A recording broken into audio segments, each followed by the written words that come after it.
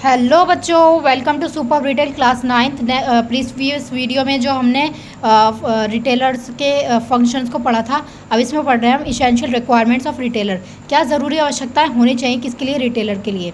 तो पहला है establish the shop in a place where customer are attracted, यानी कि कस्टमर को अपनी शॉप को वहाँ इस्टेब्लिश करना चाहिए जहाँ पर कस्टमर अट्रैक्ट हो, ज़्यादा से ज़्यादा उनकी पहुँच हो। जैसे कि आपने देखा होगा रोड्स वगैरह पर जो मतलब मेन रोड पर जो रिटेलर की शॉप होती है उस पर कस्टमर ज़्यादा अट्रैक्ट होते हैं, है ना। क्यों? क्योंकि वो एक ऐसे एरिया पर होती है, एरिया बहुत इफ़ेक्ट करता है किसको? कस्टमर की अट्रैक्शन के लिए। ठीक है बच्चों। फिर है stock the goods which are needed by the customers, यानी कि बच्चों स्टॉक का मतलब क्या होता है? उस चीज़ का भंडारण करना, है ना। यानी कि गुड्स का भंडारण करना, उन्हीं गुड्स का जो कि नीडेड है, जो कि ज़रूरत है किसकी? कस्टमर की। यानी कि फॉर एग्जांपल जैसे मिल्क है या ब्रेड है, तो ये हमें पता है कि कस्टमर की नीड्स के लिए बहुत ज़रूरी है, तो उनका ही गुड्स उनका स्टॉक रखना चाहिए, उन्हीं गुड्स का स्टॉक रखना चाहिए किसको? रिटेलर को। फिर आप provide better quality of goods to the customers, यानी कि अच्छी क्वालिटी के गुड्स प्रोवाइड करना किसको? कस्टमर को। कई बार ऐसा होता है कि कस्टमर को, रिटेलर कस्टमर को ऐसे गुड प्रोवाइड कर देते हैं जो उनकी हेल्थ ख़राब कर देते हैं, है ना, और उसका बुरा इफ़ेक्ट पड़ता है कस्टमर पर।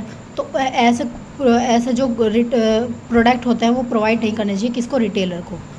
B up to date with trends in the market and इस पोजीशन, बच्चों मार्केट में नए नए ट्रेंड आते रहते हैं, बदलाव आते रहते हैं, है ना। जैसे टेक्नोलॉजी का कोई बदलाव आया, एडवर्टीज़मेंट का कोई बदलाव आया, जैसा मार्केट में नए नए जो टाइप ऑफ प्रोडक्ट है वो आ गया, है ना।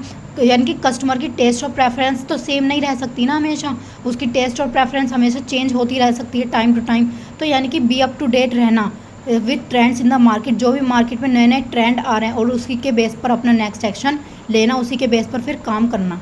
ठीक है बच्चों। Be questions of overstocking and understocking goods, बच्चों इसको समझने से पहले आप ये समझिए ओवर स्टॉकिंग और अंडर स्टॉकिंग क्या होता है।